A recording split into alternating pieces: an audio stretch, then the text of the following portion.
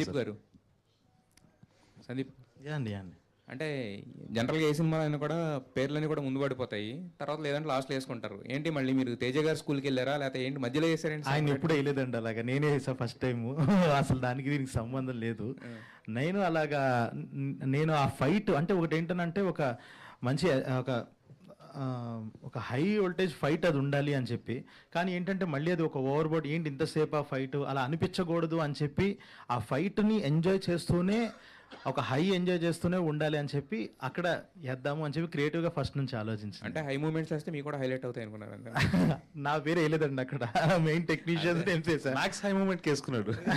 Interval దగ్గర వేసుకున్నా, అప్పటికి లైట్ లాంచ్ చేసి స్క్రీన్ డిమ్ అయిపోతుంది. నా పేరు ఇంటర్వెల్ హ్యాపీగా అక్కడే కూర్చుంది. సార్, అయితే ఇప్పుడు రివ్యూస్ గురించి ఇంత డిస్కషన్ ఇదంతా నడిచింది కదా, మీ సినిమా మీరు చూసుకున్న తర్వాత మీ సినిమాకి మీరు ఎన్ని మార్కులు వేసుకుంటారు?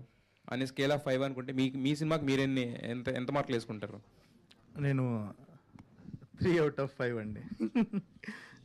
సందీప్ గారు, అంటే మీరు అదే ఈటీవీలో వచ్చినట్టు దాంట్లో అక్కడ నుంచి కొంత కాంట్రవర్సీ అనేది స్టార్ట్ అవ్వడం జరిగింది. మొన్న మీరు వేసిన ఒక ట్వీట్ వల్ల కొంత ఇదవటం కూడా జరిగింది కదా, సో దాని ఎఫెక్ట్ ఏమన్నా దీని మీద పడ్డది అనుకుంటున్నారా?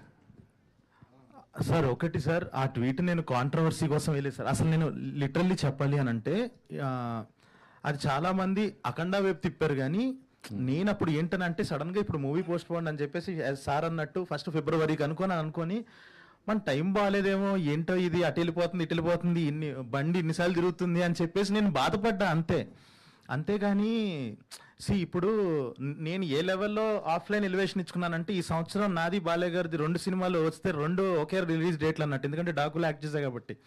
సో అక్కడ ఒక అది ఉంది, మళ్ళీ ఇప్పుడు సేమ్ మళ్ళీ కలిసి వస్తున్నాం అన్న లెవెల్లోనే ఫీల్ అయ్యా. ఒకటి ఏంటనంటే ఇది నిజంగా విక్టిమ్ కార్డు ప్లే చేస్తున్నట్టు అలా అనిపించింది. కానీ ఒకటి సార్, ఆబ్వియస్గా బాధ ఉంటుంది. ఎందుకనంటే ఒక ఓపెన్ గ్రౌండ్ సెలెక్ట్ చేసుకొని, ఇప్పుడు మన చిన్నప్పుడు మనకు ఒక చిన్న స్కూల్ గ్రౌండ్లు ఇవి ఉంటాయి, అరే ఎవరు రావట్లేదు రా, పెద్దోళ్ళు ఎవరు రావట్లేదు అని చెప్పేసి మనం కాసేపు ఆడుకుని 2 పొలాలు పెట్టుకున్నాను, కానీ పెద్దోళ్ళు చేయి పో అంటారు. పక్కకి వెళ్ళి ఆడుకోవాలి, ఒక బౌండరీ ఉండదు ఏముండదు. అలాగా సడన్గా ఒకటి వచ్చినప్పుడు ఏంటనంటే అబ్బా ఇప్పుడు ఎలాగా మనకన్న పరిస్థితి ఉంది తప్ప, అదేదో నేను ఒక విక్టిమ్ కార్డు ప్లే చేసేసి ఎవరి దగ్గర ఇప్పుడు ఈ సింపతితో చూడు మారుస్తా అంత సీన్ లేదు సార్. నిజంగా అది ఉండేటట్టయితే నేను వేరే చోట ప్లే చేసేవాడిని. అసలు ఆ ఉద్దేశం ఏం లేదు సార్. సార్ విశ్వప్రసాద్ గారు, చెప్పండి. మీకు పవన్ గారికి ఉన్నటువంటి అటాచ్మెంట్ చాలా గొప్పది. ఆయనతో ఆల్రెడీ ఒక సినిమా చేశారు, మళ్ళీ నెక్స్ట్ ప్లాన్లో ఉన్నారు అని బయట ఉంది. ఎలాంటిది ఉంది సార్? నేను ఆల్వేస్ చేయాలని అనుకుంటుంటానండి. So whenever he gives time, I'll do. Hi Harsha. Hi sir.